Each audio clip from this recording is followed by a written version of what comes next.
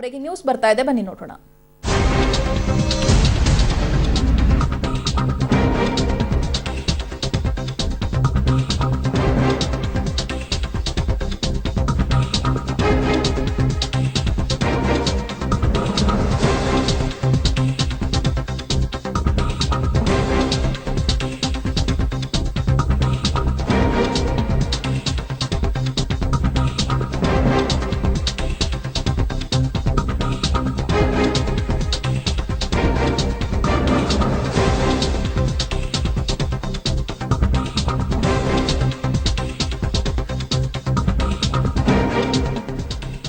ಇದೀಗ ಮುಖ್ಯಮಂತ್ರಿ ಕುಮಾರಸ್ವಾಮಿ ಅವರು ಗರಂ ಆಗಿದ್ದಾರೆ. ಮಂಡ್ಯ, ಹಾಸನ ಆಯ್ತು, ಇದೀಗ ತುಮಕೂರು ಸರದಿ ಅಂತ ಅನ್ಸುತ್ತೆ.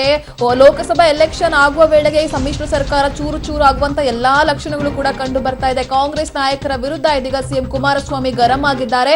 ಕಾಂಗ್ರೆಸ್ ಬಂಡಾಯವಾಗಿ ಇದೀಗ ಮುದ್ದಹನುಮೇಗೌಡರು ನಿಲ್ತೀನಿ ಅಂತ ಹೇಳಿಕೆ ಕೊಟ್ಟಿದ್ದಾರೆ. ಈ ವಿಚಾರಕ್ಕೆ ಸಂಬಂಧಪಟ್ಟಂತೆ ಈ ರೀತಿ ಮಾಡೋದು ಎಷ್ಟು ಸರಿ, ನಾನು ಯಾರಿಗೂ ಯಾವುದೇ ಕಾರಣಕ್ಕೂ ಭಿಕ್ಷೆಯನ್ನ ಬೇಡೋದಿಲ್ಲ ಅನ್ನೋ ಅರ್ಥದಲ್ಲಿ ಮಾತನಾಡಿದ್ದಾರೆ. ಮೊನ್ನೆಯಷ್ಟೇ ಮಂಡ್ಯ ವಿಚಾರಕ್ಕೂ ಅಷ್ಟೇ ಜೆಡಿಎಸ್ ನ ಕಾರ್ಯಕರ್ತರು ಇದ್ದಾರೆ, ಅವರೇ ಎಲ್ಲಾ ರೀತಿಯಲ್ಲೂ ನಮಗೆ ಪ್ರಚಾರವನ್ನ ಮಾಡ್ತಾರೆ, ಗೆಲ್ಲಿಸಿ ಕೊಡ್ತಾರೆ ನನ್ನ ಮಗನನ್ನ ಅಂತ ಹೇಳಿ ರಿಯಾಕ್ಟ್ ಮಾಡಿದ್ರು.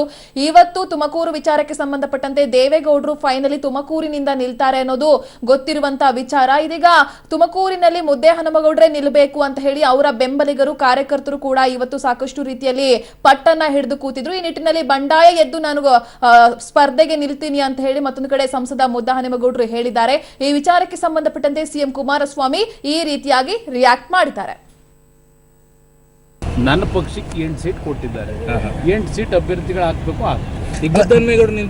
ನನಗೆ ಅದು ಸಂಬಂಧ ಇರೋದು ಕಾಂಗ್ರೆಸ್ ನಾಯಕರು ಸೇರಿದಂತ ವಿಷಯ. ಕಾಂಗ್ರೆಸ್ ಅಲ್ಲ, ದೇವೇಗೌಡರು ಈಗ ಸ್ಪರ್ಧೆ ಮಾಡುವಾಗ ಬಂಡಾಯ ಇದ್ರೆ ಸಮಸ್ಯೆ ಆಗೋದಿಲ್ಲ. ನಾನೀಗಾಗಲೇ ಮಂಡ್ಯದಲ್ಲೂ ಹೇಳಿದ್ದೀನಿ, ನಾನು ಯಾರು ಭಿಕ್ಷೆ ಬಿಡಲ್ಲ, ನಾನು ಸ್ವಾಭಿಮಾನ ಧಕ್ಕೆ ನಮಗೂ ಸಿಗ್ತದೆ, ನನ್ನ ಕಾರ್ಯಕರ್ತರು ಇದ್ದಾರೆ. ಇದ್ರ ಬಗ್ಗೆ ಚರ್ಚೆ ನಾನು ಹೇಗೆ ಮಾಡ್ಕೊಳ್ಳಿ, ನನ್ನ ಕೆಲಸ ನಾನು ಮಾಡ್ಕೊತೀನಿ. ಕಾಂಗ್ರೆಸ್ ಅವ್ರಿಗೆ ಡ್ಯೂಟಿ ಅವ್ರು ಮಾಡ್ಕೊಳ್ಳಿ.